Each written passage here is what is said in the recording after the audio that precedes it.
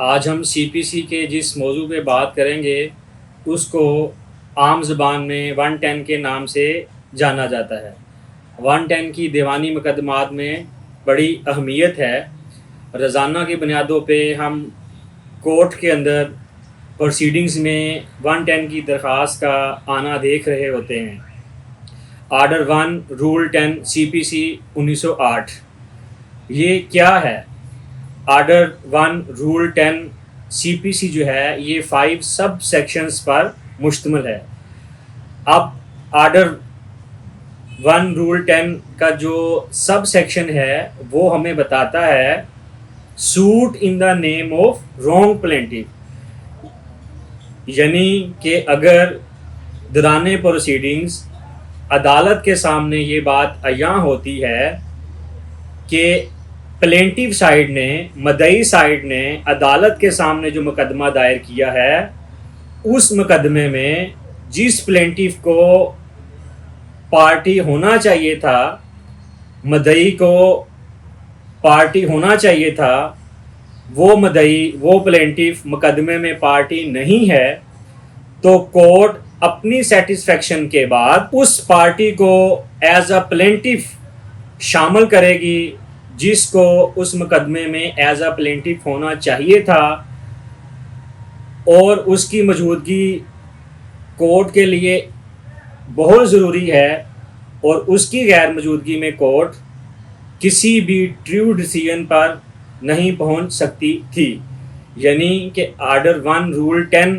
کا sub section 1 ہمیں بتاتا ہے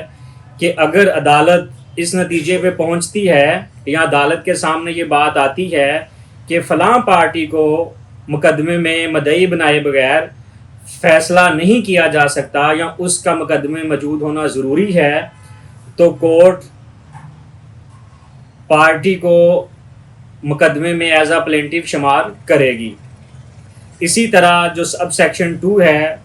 جس کو ہم addition and deletion of parties کے نام سے جانتے ہیں، پراپر اینڈ نیسیسری پارٹیز کے نام سے جانتے ہیں، مس جوائنڈر اینڈ نان جوائنڈر کے نام سے جانتے ہیں، addition and strike off parties کے نام سے بھی جانتے ہیں، اس پارٹ میں ہمیں یہ بتایا گیا ہے کہ دوران پروسیڈنگ اگر عدالت کے سامنے یہ بات آتی ہے کہ پلینٹیف سائڈ سے یا ڈیفینڈنٹ سائڈ سے جس پارٹی کو مقدمے کا حصہ ہونا چاہیے تھا ought to be part of proceeding, یعنی جس پارٹی کو مقدمے کا حصہ ہونا چاہیے تھا پلینٹیف سائڈ سے یا ڈیفینڈنٹ سائڈ سے، وہ پارٹی مقدمے کا حصہ نہیں ہے، یا عدالت کو یہ بات پتہ چلتی ہے کہ کسی پارٹی کی بھی اس کے سامنے پریزنس بہت ضروری ہے، تو کورٹ دونوں پارٹیز میں سے کسی بھی پارٹی کی درخواست پہ یا سوو موٹو اس پارٹی کو مقدمے کا حصہ بنائے گی جس کو مقدمے کا حصہ ہونا چاہیے تھا یا جس کی پریزنس مقدمے کے حتمی فیصلے کے لیے بہت ضروری ہے۔ اسی پورشن میں یہ بات بھی بتائی گئی ہے کہ اگر کورٹ کے سامنے یہ بات آتی ہے کہ پلینٹیف یا ڈیفینڈنٹ سائڈ سے یہ پارٹیز امپراپرلی جوائن ہوئی ہے، یعنی ان پارٹیز کو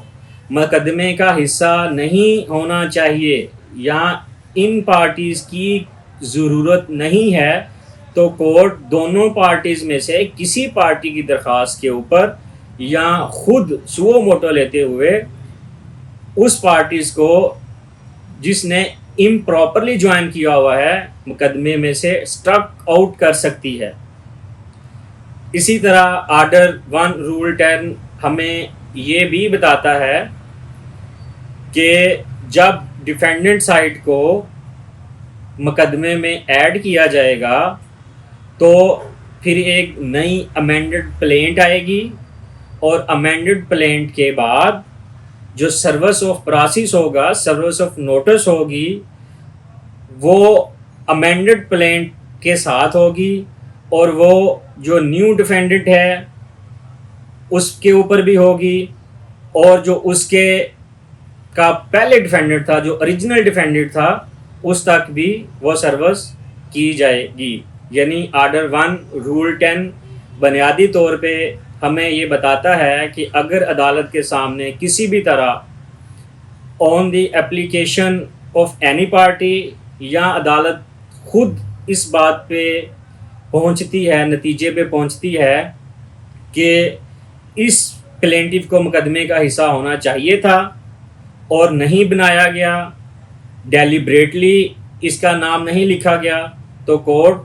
اس مدعی کو مقدمے کا حصہ بنائے گی. اسی طرح اگر کورٹ کو یہ لگتا ہے کہ فلاں پلینٹف کو یا فلاں ڈیفینڈنٹ کو مقدمے میں شامل ہونا چاہیے تو کورٹ اس کو پارٹی کو بھی مقدمے کا حصہ بنائے گی. اسی طرح اگر کورٹ کو یہ لگتا ہے کہ فلاں پلینٹف یا ڈیفینڈنٹ کو مقدمے کا حصہ نہیں ہونا چاہیے تو کورٹ اس پلینٹف یا ڈیفینڈنٹ کو مقدمے سے نکال دے گی.